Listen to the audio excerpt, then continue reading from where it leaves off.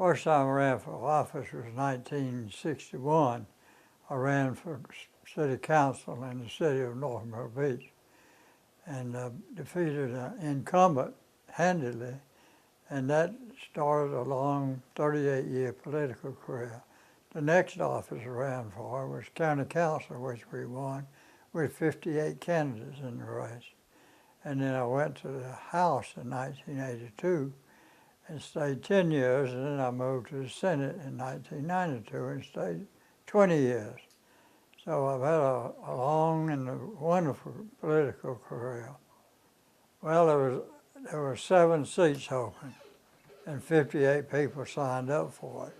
And it was that large countywide at the time.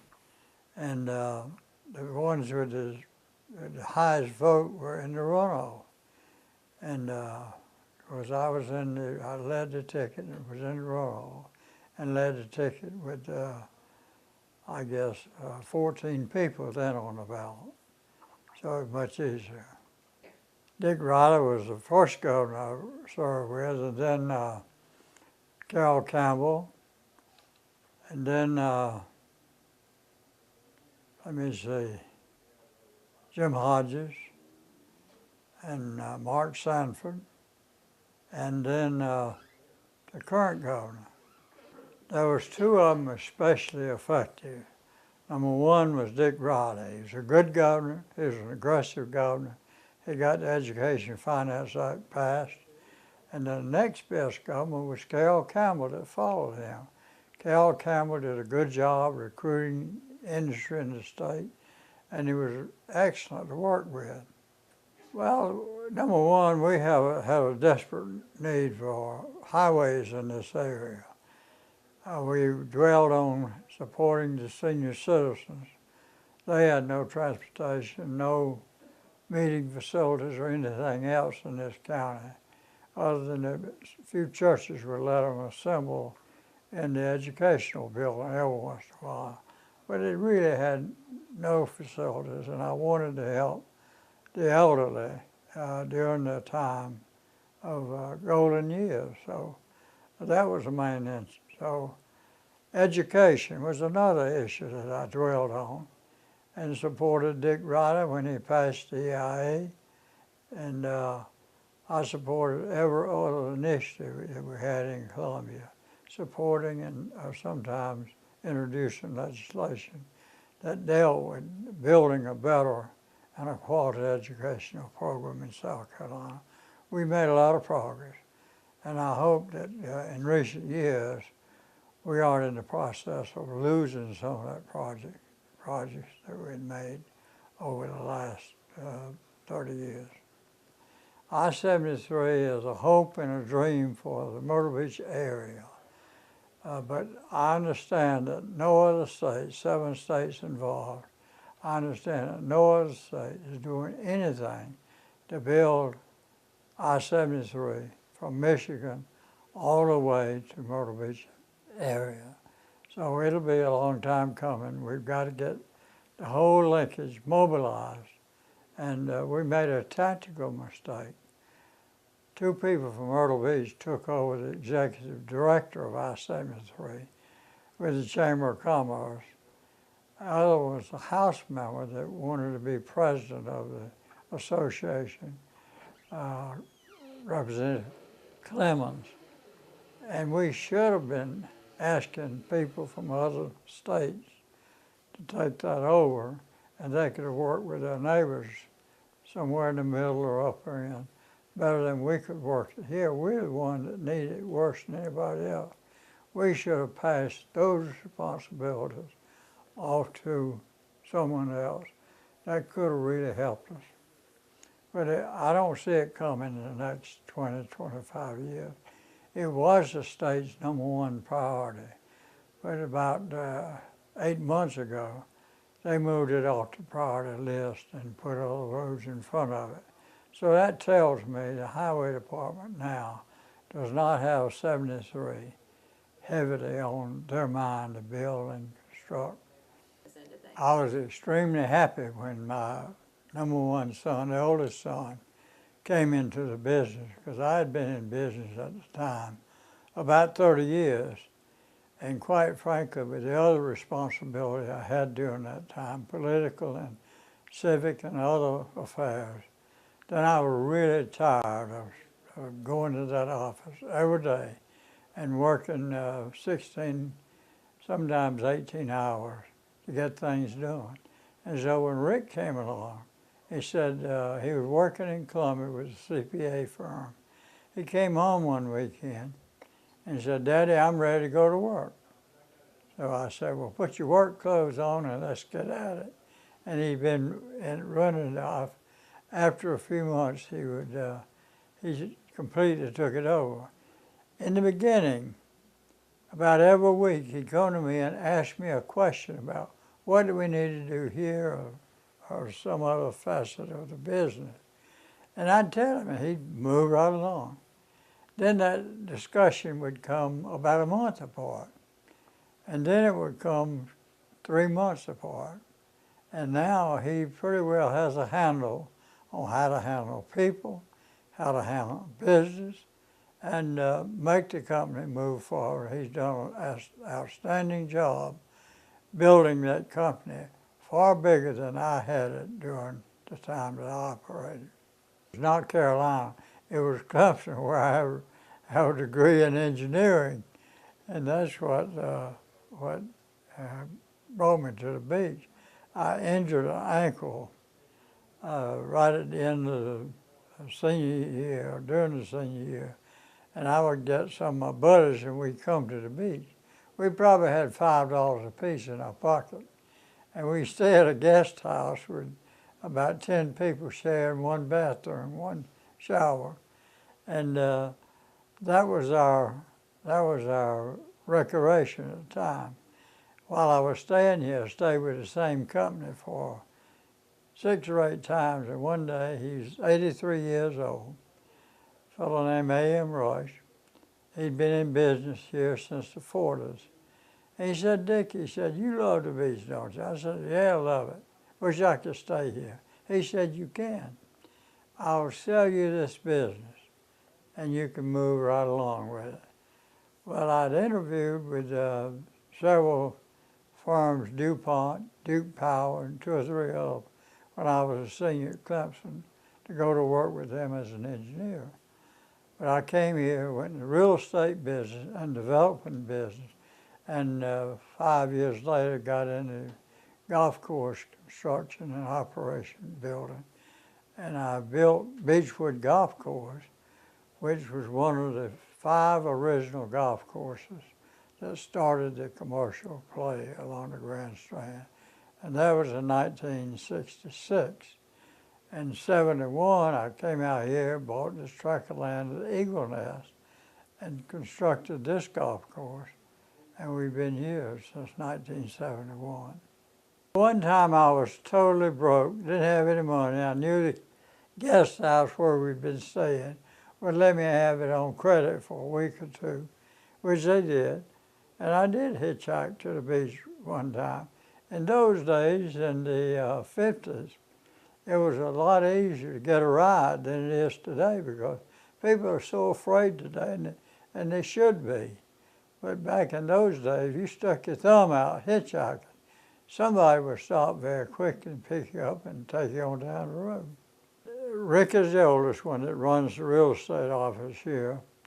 David is number 2. He's in there's Marietta, Georgia. He's in the golf business there.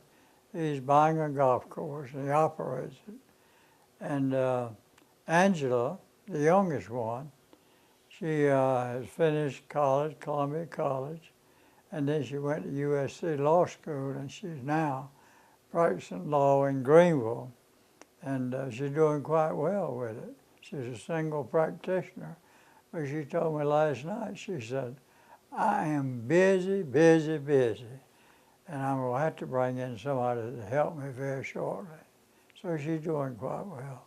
All my kids never had any problem with drinking, drugs, or those sorts of things. I think they were, if you could say, a model child. All 3 of mine were model children, and they were really never a problem to their mother and myself.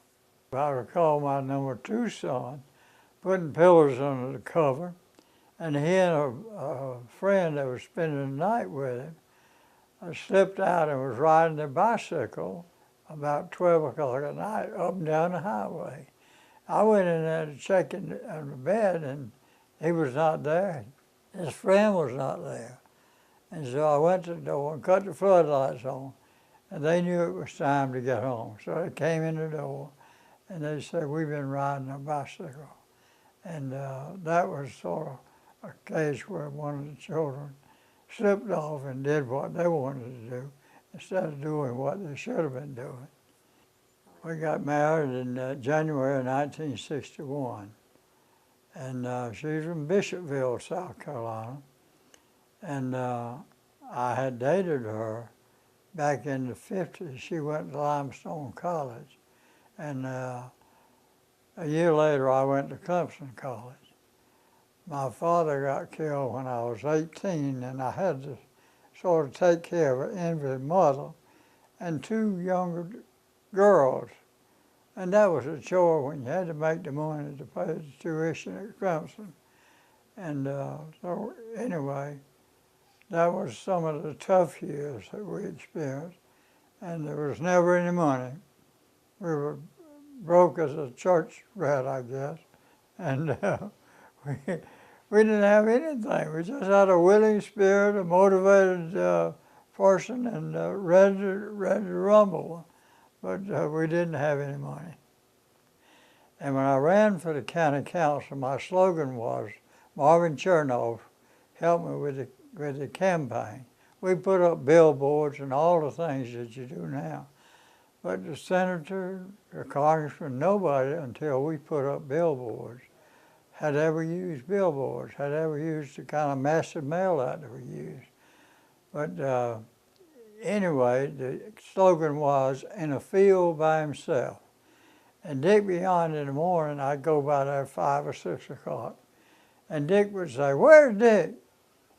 He'd moo like a cow. He said, "He's out there in the field by himself. Would somebody please go help him?" And so anyway, all that cutting up on the phone with Dick Beyond, I think, really helped me do so well in the race and the runoff for county council. And that was in 1962. All of them are favorites that I won. I never lost one, but all of them are my favorite races. It's really a delightful and a joy to see the ballots come in and you're on top and you're winning. That's a happy feeling, particularly when you work sometimes up to 6 months, day by day, trying to make that happen. And when it's over with, you're exceedingly happy and glad that it is over with. McCain, when he ran for president, got 67% of the votes in my district. When Obama ran, he got about the same number of votes. His opposition got about the same number, Republican. But it was difficult. I'm extremely conservative when it comes to spending my money, and more conservative when it comes to spending the public tax dollars. And so being in a Republican district and being ultra-conservative, probably more conservative than any of the Republicans, and people realized that, and they supported and voted for me. Governor Hodges was best known for creating the lottery in South Carolina that today is educating a lot of people. That was his really primary goal. He ran the election on establishing a lottery. After he was elected, he cultivated the House and Senate, and we passed the lottery bill because it was going for education. That was my heartstring of all the issues, is making sure that our children had a better opportunity than we had. Well, at one time back early on, before I got involved in politics, I was chairman of the Economic Development Board.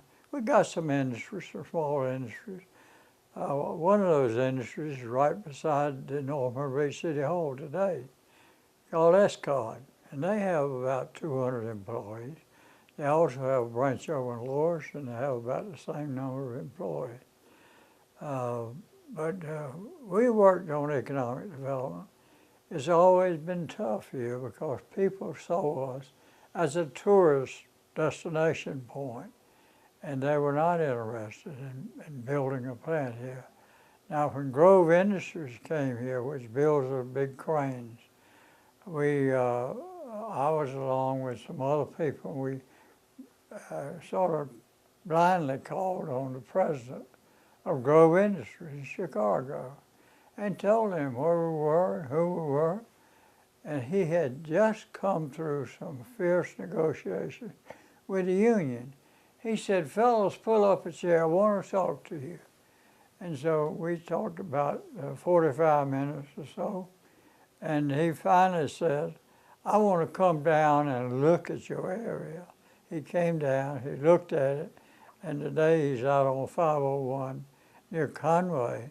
And he's done a remarkable job of employment for about 25 years now, I guess, maybe 30 years. My son always told me, he said, "Dad, if you hadn't gotten politics," he said, "you could own this beach." I said, "Well, that's not a part of the plans. That was not part of the program. I wanted to do something to help somebody else because I had gotten pretty successful in a short period of time here." And so the tourism business was good to me.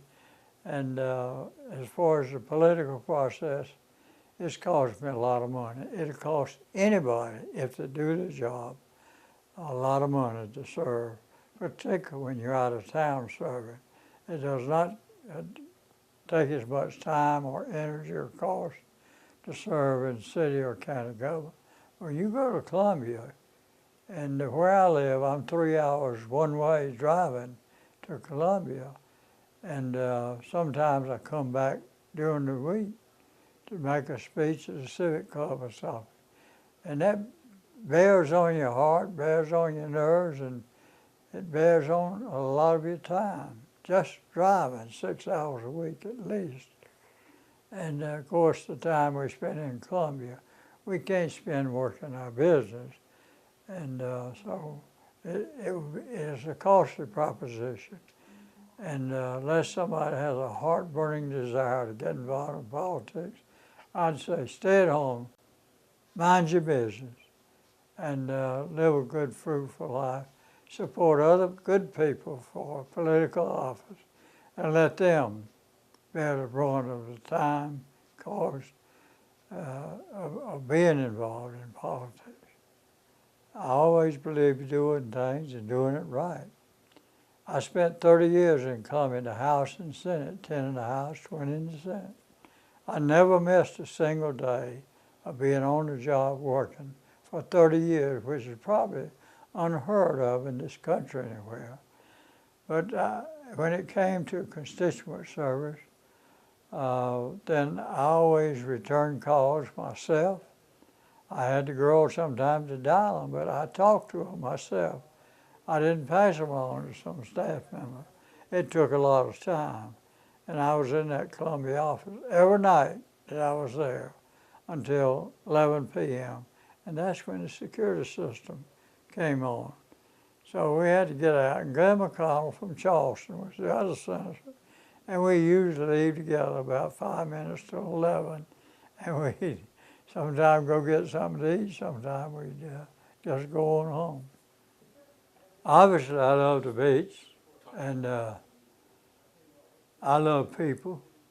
I want to help people, everybody that I can. And a lot of people still see me as senator. The two people that drove up behind me a while ago came here for help. He's the mayor of a town inland that I served for 20 years. And I helped him get a lot of money, water system, landscaping his main street, and helped him actually get some parks for the kids to play in. And but constituent service to me is one of the most important things in politics. If you're not willing to serve the public and serve them well and to the best of your ability, you shouldn't be involved in any political office. I think probably in 1989 we introduced the Senior Citizen Permanent Improvement Plan that they built. The first one was built in Columbia, right near the university there, that we just named about a month ago, Isidore Luer, former Senator Isidore Luer facility, because he helped me on the Senate side. And now they're being built all over the state. Almost every community is getting money from the bingo system to build a senior citizen center. We have probably 5 now in operation in this county, and prior to that we had 0. So it's been a wonderful piece of legislation for the elderly all over South Carolina.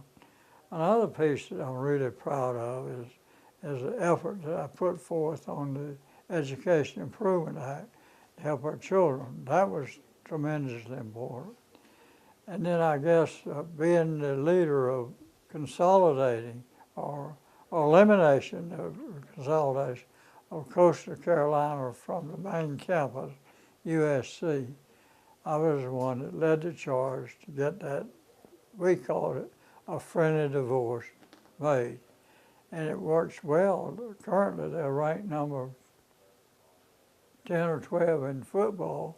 They're a good school. They do a good job educating our youth, and I'm really proud of them. I'm really proud of how they've taken a freestanding institution and made it a real quality college today. I went fishing with Representative Billy Witherspoon a couple of years ago, and I was moving from the boat to the dock. And the boat, when I stepped up with 1 foot on the dock, the boat skid out from under me. The only place to go was in the river. I fell in the river. But I must have told 100 people, say, you don't go fishing with Billy Witherspoon, he'll push you in the river. And he laughs, he takes it in good nature, but it was a fun time. And I got out, it happened to be warm enough. It was not too cold. I had clothes because we spent the night. I put on my dirty clothes from the day before, and we drove back home. We were coming home at that time anyway. One of the things I'm most proud of is my family. As I mentioned, the boys were never a problem. The wife has been a good wife, and she's cooked for me. She's babied for me, and anything that I needed, she was there to help and get it for me. But the family life to me is very important, and mine has been outstanding. My wife is an excellent politician. She was very helpful to me. She could go down the street, and chances are, if the entire street was against me, when she got to the other end, at least half of them would be for me. So she was an outstanding politician, and the precincts that she worked during campaign time was the precincts that I won the biggest margins in. So she was and is an excellent politician. She's involved in everything, every club there is, the garden club, the women's club, the prayer meeting club, and a half a dozen other programs that she's involved in. She goes to Georgetown, 60 miles away, each Wednesday to join a prayer group in Georgetown. So she's very devoted, and she's been very helpful to me in a lot of ways, in business, by giving encouragement, and by politics, by helping me. I recall one spring of the year, about February, I had borrowed a lot of money the previous year, and this was in the early 1960s. I owed about $250,000 coming up in the next 30 days. I told Ann, sit down, I want to talk to you. I told her we may have to move out of this house, build us a rented house. we may lose this and that and the other that we had, because I have a tremendous debt that I need to pay on several mortgages in the next 30 days.